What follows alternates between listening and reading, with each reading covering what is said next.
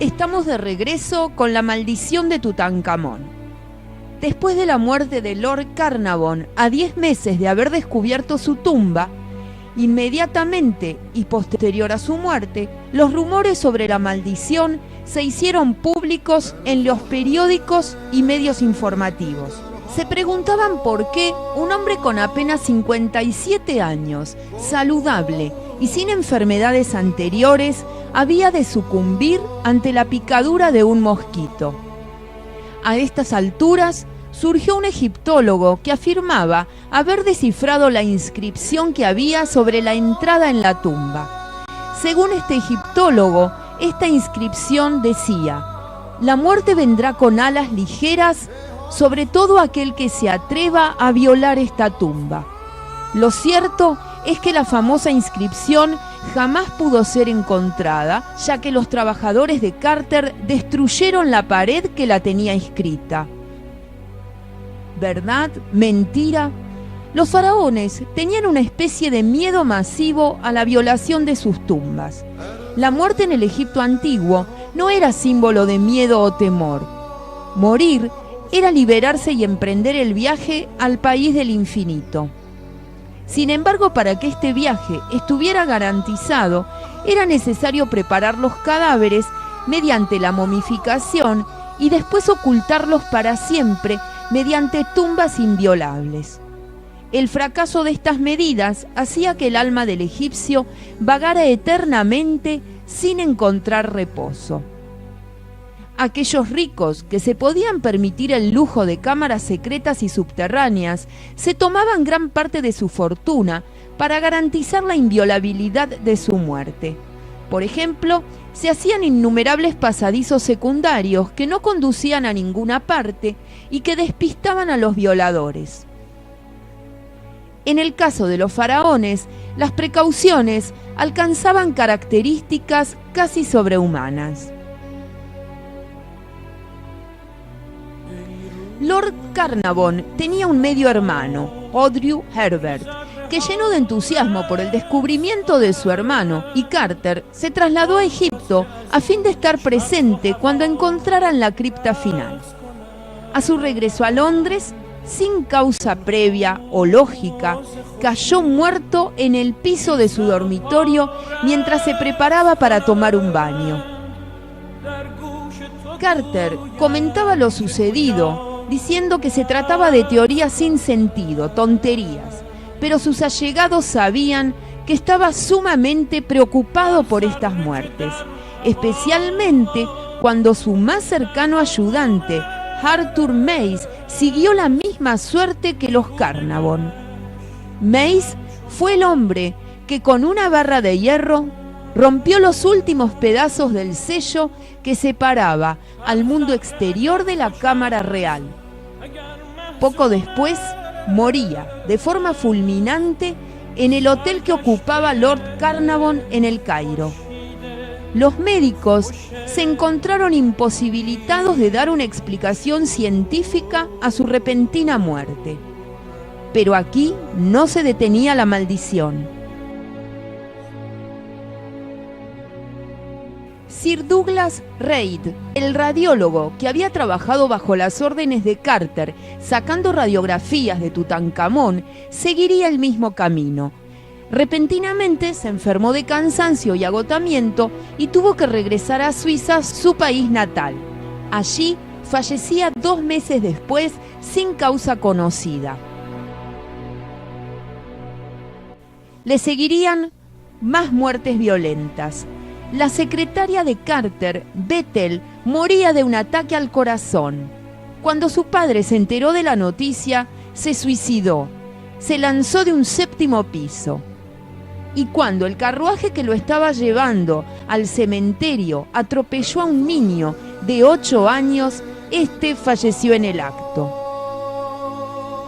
Un profesor canadiense, amigo de Carter, recorrió la tumba poco después del hallazgo, solo para regresar al hotel en el Cairo y morir víctima de un ataque cerebral. El pánico recorría las calles de Egipto. De innumerables fuentes llegaban noticias de que los trabajadores que participaban en la excavación también morirían por igual. Se preguntaban si todo eso sería cierto. Pero aún faltaba lo principal. La momia de Tutankamón fue llevada a la Universidad del Cairo en noviembre de 1925. Se quería hacer una autopsia bajo el escalpelo del doctor Douglas Derry, una autoridad en la materia. Este doctor tomó el escalpelo, realizó una incisión directa en los vendajes exteriores de la momia y los vendajes cayeron a ambos lados, mostrando 143 pequeñísimos bolsillos, y en cada uno de ellos había guardado una piedra preciosa.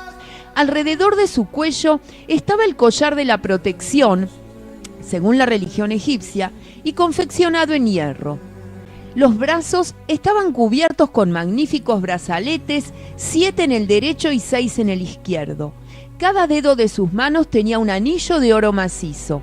El abdomen estaba cubierto con capas de misteriosos objetos también de oro macizo. La cabeza estaba cubierta con una magnífica diadema de oro, separándola del afeitado cráneo, tal y cual era la costumbre egipcia. Había una malla de finísimo oro batido. Por fin, todos los adminículos y ornamentos fueron separados. Aparecían las facciones de Tutankamón, el faraón niño. Estaba perfectamente conservado. En la mejilla izquierda, casi bajo el lóbulo de la oreja, tenía una depresión en el hueso. De algún lugar surgió el rumor de que el faraón tenía una marca en el mismo lugar en que Lord Carnarvon fue picado por el mosquito, y eso era cierto. De allí en adelante se esperó la muerte de los asistentes a la autopsia de un momento a otro. Las personas en la calle los consideraban muertos en vida. Incluso científicos amigos se alejaban de sus alrededores. Lo cierto es que así fue. 2 de los participantes a la autopsia fallecieron. El ayudante del doctor Derry falleció poco después en la autopista de un ataque al corazón. El doctor Derry sobrevivió hasta pasados los 80 años. El mismo Carter sobrevivió a su descubrimiento hasta los 67 años y murió de aparentes causas naturales. Sin embargo, había algo que llamaba la atención. Los 2 asistentes principales. Los 2 secundarios, en los momentos cruciales de la profanación, habían muerto. Uno de ellos, Lord Carnarvon. El otro, el radiólogo Carlyle, ayudante del doctor Derry. ¿Acaso una coincidencia? En 1935, la cifra total de muertos relacionados con Tutankamón sumaba 21 y varios recopiladores de sucesos la elevaron hasta 30. A esto se debe añadir los sucesos posteriores ocurridos en la década de los años 60, consiguiendo que la maldición de Tutankamón volviera a ser titular en los periódicos. Muhammad Ibrahim, en esa época, director egipcio de antigüedades, intentó impedir que varias reliquias halladas en su tumba fueran a París para una exposición. Él había sufrido una serie de pesadillas que anunciaban su muerte si él las dejaba salir de Egipto. Y aunque él se opuso, el gobierno le obligó a aprobar el traslado, y ese mismo día, Muhammad Ibrahim murió atropellado.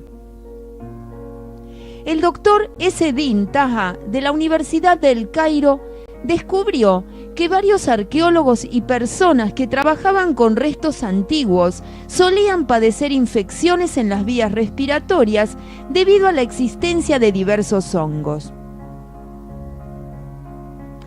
En 1962 expuso que la famosa maldición podría tener origen en estos peligrosos hongos. Al salir de la conferencia tomó su coche en la larga carretera del Cairo a Suez, chocó contra otro coche. La autopsia demostró que su muerte se debió a un fallo cardíaco ocurrido pocos segundos antes del accidente. Durante la década siguiente la maldición continuó. En 1972, el nuevo director del Departamento de Antigüedades egipcio, Gamal ed-Din Meres, sucesor de Ibrahim, afirmó a Philip Vandenberg que no creía en la maldición. Le dijo: fíjese en mí, toda la vida he estado trabajando con tumbas y momias. Seguramente soy la mejor prueba de que todo son coincidencias. Gamal murió la noche siguiente a la supervisión del empaquetado de los objetos destinados a la exposición que se iba a celebrar en Londres. Los miembros de la tripulación del avión que efectuó el traslado a la capital británica también se vieron alcanzados por la maldición. El teniente Rick Lowry murió en 1976 de un infarto. Su esposa se volvió loca y le contaba a todo el mundo que su marido murió por culpa de la maldición. El ingeniero de vuelo Ken Parkinson sufrió 6 infartos y murió en 1978. El oficial Ian Lansdowne confesó haberse burlado de la maldición dando una patada al cofre que transportaba la máscara. Se fracturó esa misma pierna al romperse una escalera de hierro y su curación se complicó tanto hasta que pasados 6 meses pudo volver a andar. La casa del teniente Jim Webb se incendió mientras él piloteaba el avión hacia Londres. Y Brian Rounsfall, que se burló junto con Ian de la maldición, dedicándose a jugar a las cartas sobre la caja que contenía el sarcófago, sufrió 2 infartos al año siguiente. La lista continuó de nuevo en los años 80, destacando la filmación de la película La maldición del rey Tut, en donde se usaron objetos pertenecientes a Tutankamón. El protagonista, Ian McShane, cayó con su coche por un acantilado el primer día de grabación, rompiéndose la pierna en 10 lugares. No fue la última vez que un intruso iba a morir por causas no naturales. La última de las muertes, en 1995, fue la de una mujer de 38 años, estudiante de Historia del Arte, Cheryl Munson, quien junto a su marido fueron de viaje a Egipto. Escuchemos lo que él mismo relata. Iba a ser como nuestra luna de miel porque cuando nos casamos no la tuvimos. Entre los visitantes de la tumba de Tut en 1995 se encontraban Gary Munson y su esposa Cheryl. Bajamos a las tumbas, entonces lentamente empezó a acercar la mano a las pinturas hasta que finalmente logró tocarlas. Cuando los Munson regresaron a Pensilvania, empezaron los problemas de Cheryl. 3 semanas después de volver comenzó a sufrir una pequeña tos de vez en cuando. Fue empeorando progresivamente hasta que al final se pasaba tosiendo la mayor parte del tiempo. Se había sometido a quimioterapia, a sesiones de radiación, a todo lo que pasa a uno cuando sufre un tratamiento contra el cáncer. Conocí a la señora Munson cuando ya era paciente de la unidad de cuidados intensivos. En aquella época estaba en un estado gravísimo, con pérdida de peso, debilidad y dificultad en la respiración. Para cuando fue admitida en el hospital para un examen completo, ya había signos importantes de que la enfermedad se había afincado en ella. Los 2 pulmones estaban afectados. Sospecharon que podría tratarse otra vez de la reacción de la enfermedad de Hodgkin, porque los síntomas eran parecidos. Pero después de un día o 2 desestimaron aquello y pensaron que algo estaba ocurriendo en sus pulmones. Decidieron que tendrían que llevar a cabo una biopsia. A partir de las secreciones producidas por los pulmones y de los propios pulmones, pudimos identificar un hongo, el Aspergillus niger, una especie de musgo. Era muy probable que aquello fuese el hecho que había precipitado su enfermedad.